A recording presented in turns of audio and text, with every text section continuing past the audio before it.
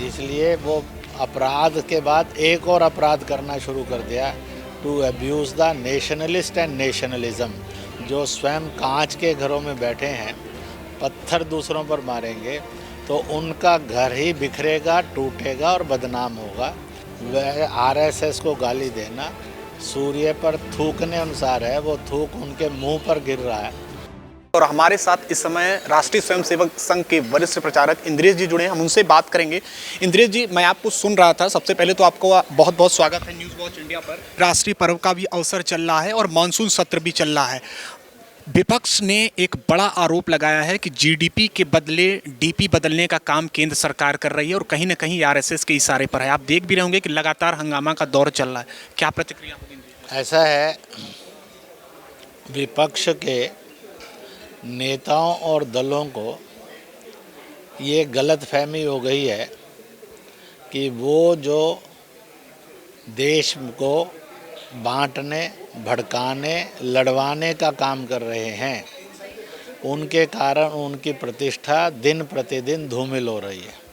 वो कभी राष्ट्रपति पद का और राष्ट्रपति का अपमान करते हैं, कभी तिरंगा यात्रा का, सांसद तिरंगा यात्रा का बाइकआउट करके तिरंगे का अपमान करते हैं, कभी वह राम जन्मभूमि मंदिर निर्माण यानी भारत निर्माण यानी विश्व निर्माण के दिवस को काले कपड़े पहनकर प्रभु राम का, संविधान का और लोकतंत्र का अपमान करते हैं। उनको ये लगता है कि उनके द्वारा किए गए ये अपराध और पाप शायद आरएसएस को गाली देने से धुल सकते हैं। वो गलतफहमी में है। आरएसएस एक देश प्रेम का, समाज सेवा का, अनुशासन का और इतना ही नहीं है, मानवता की सेवा करने वाला एक संगठन था, है और सदा रहेगा।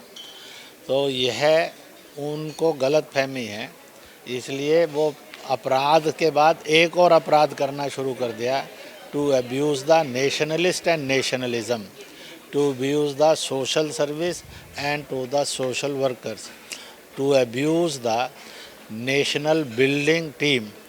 यह उनका दुर्भाग्य है और it is very bad and sad. यह बहुत ही दुखदाई है और बहुत ही निंदनीय कर्म है।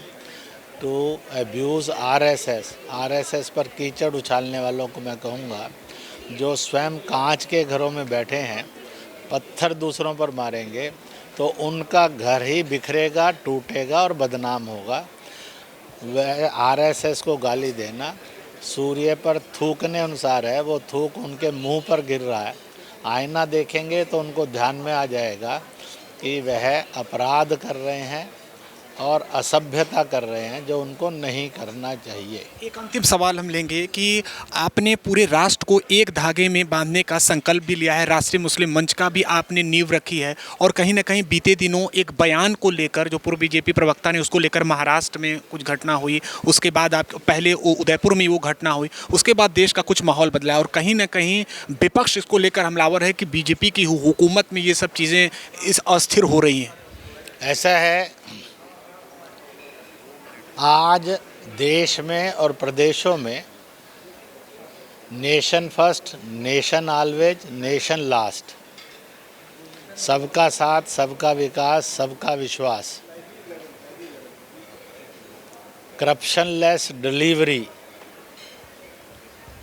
जाति से, मजहब से, दल से, भाषा से, भूगोल से ऊपर उठकर सबको योजनाओं का लाभ, ऐसे दृश्य को देखकर कुछ शक्तियां ऐसी हैं, विशेष रूप से कुछ मजहबी शक्तियां और कुछ राजनीतिक शक्तियां, जो चाहते हैं एक शिक्षित भारत, विकसित भारत, एकजुट भारत, दंगा मुक्त भारत, अपराध भ्रष्टाचार मुक्त भारत, बलात्कार मुक्त भारत, प्रदूषण मुक्त भारत यह बन रहा है, तो उनके आगे की राजनीति का भविष्य चौपट हो रहा है।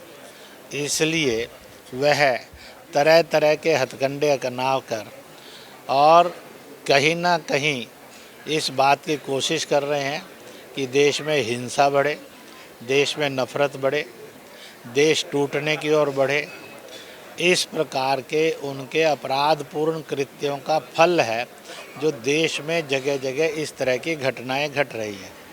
वो तो नेता बोलते ही हैं कि वो जाति और मजहब में बांट कर ही इस देश को देख रहे हैं। वो तो बोलते ही हैं कि उनको जाति और मजहब में भड़काने का काम वो करते हैं, ये खुलकर बोलते हैं। इसलिए ऐसे सब लोगों से मैं आपके चैनल के द्वारा कहूँगा, देश के करोड़ों करोड़ लोग सावधान रहे और जो देश को जाति मजहब पर बांटकर लड़वाने का और हिंसक बनाने का और अपराध बढ़ाने का काम कर रहे हैं, उनसे सावधान रहें ताकि देश तेज गति से प्रगति की ओर चल रहा है और चलता जाए। बहुत धन्यवाद हमारे साथ बातचीत के लिए। तो ये थे हमारे साथ राष्ट्रीय स्वयंसेवक संघ के वरिष्ठ प्रचारक इंद्रेश कुमार जी, जिन्होंने तमाम मुद्दों पर हमारे साथ बातचीत की।